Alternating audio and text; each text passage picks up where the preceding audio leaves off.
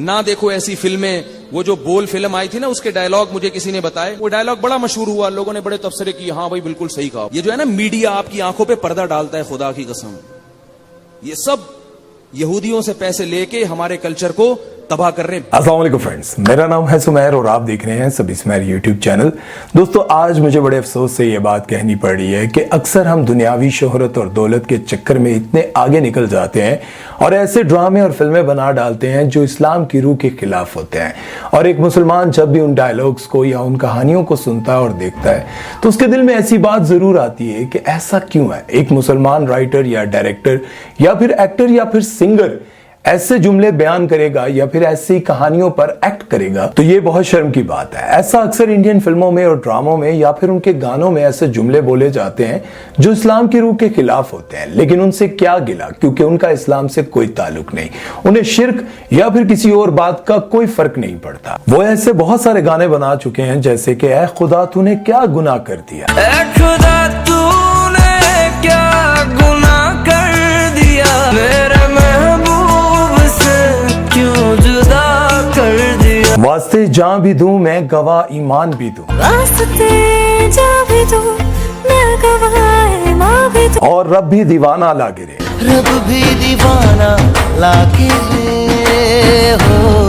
ऐसी बहुत सारी शायरियों पर इंडिया वाले गाने बनाते रहते हैं जिन्हें हम नाउजुबिल्लाह मजे मजे में सुनते सुनते हो सकता है दायरा इस्लाम से भी खारिज हो जाए, लेकिन शायद हमें पता भी ना चले। अब बॉलीवुड वालों से क्या गिला करना, लेकिन हम तो एक इस्लामिक मुल्क में रहते हैं जहां पे राइटर, डायरेक्टर, प्रोड्यूसर, एक्टर्स, हत्ता के सिंगर्स और ऑडियंस भी मुसलमान हैं। दोस्तों, आज से चंद साल कबल यानी कि 2011 में पाकिस्तानी एक फिल्म आई थी जिसका नाम था बोल। उस फिल्म में मेन कैरेक्टर हुमायूं मलिक ने अदा किया था। हुमायूं मलिक ने कुछ ऐसे जुमले बोले थे जिसकी वजह से मुफ्ती तारिक मसूद साहब ने अपने रिसेंट बयान में उनको पैगाम दिया है कि अगर वो मेरा ये पैगाम सुन रही हैं तो उन्हें मरने से पहले तौबा कर लेनी चाहिए। हुमायूं मलिक का उस फिल्म में एक ऐसी लड़की का किरदार था जो अपने बाप की गुर्बत और उसकी पाबंदियों से तंग आकर बागी हो जाती है और वो आवाज उठाती है। वो समझती है कि मैं हक के रास्ते पर हूं, लेकिन उस हक के रास्ते पर भी वो ऐसी बातें बोल जाती है, ऐसे गुनाह कर जाती है जो आम आवाम को समझ में ये आता है कि वो बिल्कुल ठीक कर रही है। लेकिन आज की इस वीडियो में मैं आपको ये बताना चाहता हूं कि मुफ्ती तारिक मसूद साहब ने उनको पैगाम दिया है अपने रिसेंट बयान में कि अगर वो मेरा पैगाम सुन रही हैं तो उनको जिंदगी में मरने से पहले तौबा कर लेनी चाहिए। आखिर वो जुमले थे क्या जिसकी वजह से उनको ये पैगाम देना पड़ा, जिसकी वजह से मुझे ये वीडियो बनानी पड़ी? जब मैंने ये सारी रिसर्च की तो मुझे भी यूं लगा कि शायद हमने वो फिल्म देखी, हमने उस बात पर यकीन किया, हमें ये लगा कि हमें भी ऐसा करना चाहिए, जिसकी वजह से शायद हम भी उस गुनाह में बराबर के शरीक हैं। हुआ कुछ यूं था कि उस फिल्म में दिखाया जाता है कि एक बाप होता है जिसकी 4 बेटियां होती हैं और वो गरीब आदमी होता है और गुर्बत की वजह से वो चाहता है कि मेरे घर एक बेटा पैदा हो जाए और मंसूबा बंदी को या फिर औलाद को रोकना वो गुनाह समझता है। इस्लाम की राह पर चलने वाला एक ईमानदार हकीम होता है जो चाहता है कि मैं ईमानदारी से अपनी जिंदगी गुजारूं, कोई गुनाह ना करूं। बाप को हर बार लगता था कि उसके यहाँ एक बेटा पैदा होगा, लेकिन जब भी वो घर आता था खुशखबरी सुनने के लिए तो आगे पता चलता था कि उसके यहाँ बेटी हुई है। अब इसी कोशिश में उसके यहाँ एक बेटा पैदा होता है जो कि ट्रांसजेंडर होता है। हकीम साहब का एक गाहक होता है जो बुढ़ापे में भी हकीम साहब के कुश्ते खाने के बाद जवानी महसूस करता है।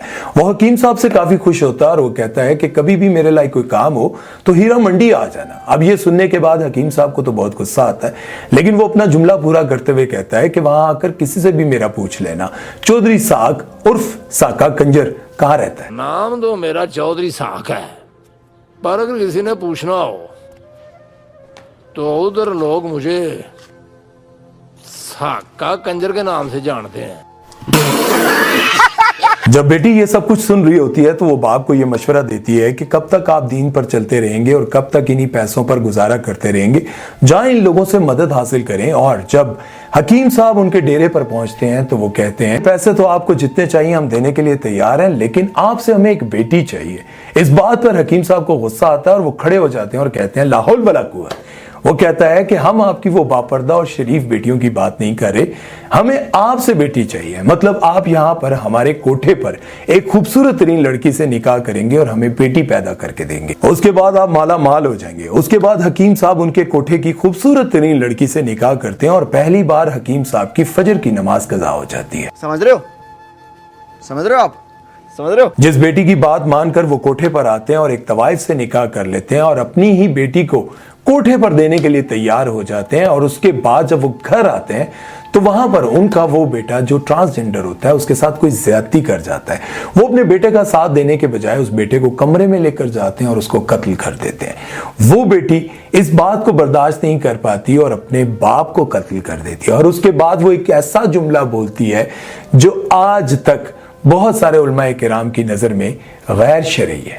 जब खिला नहीं सकते तो पैदा क्यों करते हो? अब आप लोग कहेंगे कि ये कह तो ठीक रही है, मैं भी ऐसे ही समझता था कि जब आप खिला नहीं सकते तो पैदा क्यों करते हैं। लेकिन जब मैंने ये सारे बयानात सुने और बहुत सारी रिसर्च की तो मुझे ये बात समझ में आई कि जिस इंसान ने दुनिया में आना होता है उसे कोई रोक नहीं सकता, और जिस इंसान ने दुनिया से जाना होता है जब उसका मौत का वक्त करीब आ जाता है तो उसे कोई भी रोक नहीं सकता। ना आने वाले किसी शख्स को रोक सकता है और ना किसी जाने वाले को। इन सारी रिसर्च के बाद मुझे ये बात समझ में आई कि ये बहुत बड़ा गुनाह है, क्योंकि अल्लाह कहता है कि हम जिस इंसान को इस दुनिया में भेजते हैं उसका रिस्क भी उसके साथ भेजते हैं। ना देखो ये ड्रामे जो तुम्हें और नस्ल रोकने के मशवरे दे रहे हैं, ना देखो ऐसी फिल्में। वो जो बोल फिल्म आई थी ना, उसके डायलॉग मुझे किसी ने बताए। वो जो बच्ची ने अपने बाप से कहा कि जब खिला नहीं सकते तो पैदा क्यों करते हो, वो डायलॉग बड़ा मशहूर हुआ, लोगों ने बड़े तबसरे किए, हाँ भाई बिल्कुल सही कहा भाई, जब खिला नहीं सकते इतने दर्जनों बच्चे तो पैदा क्यों करते हो। ये जो है ना मीडिया आपकी आंखों पे पर्दा डालता है, खुदा की कसम। ये सब यहूदियों से पैसे लेके हमारे कल्चर को तबाह कर रहे हैं। बेटी को बाप का कैसा बदतमीज बना रहे हैं आप देखो। सबसे बड़ा एहसान कि जो वालिदैन आपकी पैदाइश का जरिया बने, उसी एहसान की नाशुक्री की जा रही है। वालिदैन को तो पांव धो के पीने चाहिए कि इनकी वजह से हम दुनिया में आए हैं। बात समझने की यह है कि पैदा करने वाला कौन है, माँ या बाप? नहीं, पैदा करने वाला तो अल्लाह है। और इस डायलॉग के जरिए डायरेक्ट अल्लाह को ललकारा जा रहा है कि खिला नहीं सकते तो पैदा क्यों करते हो।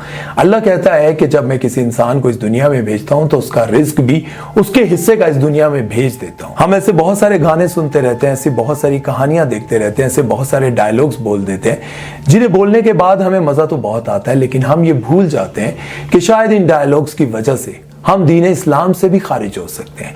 हमारे नामा माल में इतने बड़े बड़े गुनाह लिखे जा सकते हैं जो शायद हमारे कभी माफ ना हो। मैं तो मुफ्ती तारिक मसूद साहब का बहुत बड़ा एहसान समझता हूं जिन्होंने ये पैगाम देकर हम उन तमाम लोगों को जिन्होंने इस फिल्म को देखकर इस बात पर यकीन किया, इस बात पर अमल किया कि अगर हम खिला नहीं सकते तो पैदा क्यों करें, ये हमारी सोच को बदला।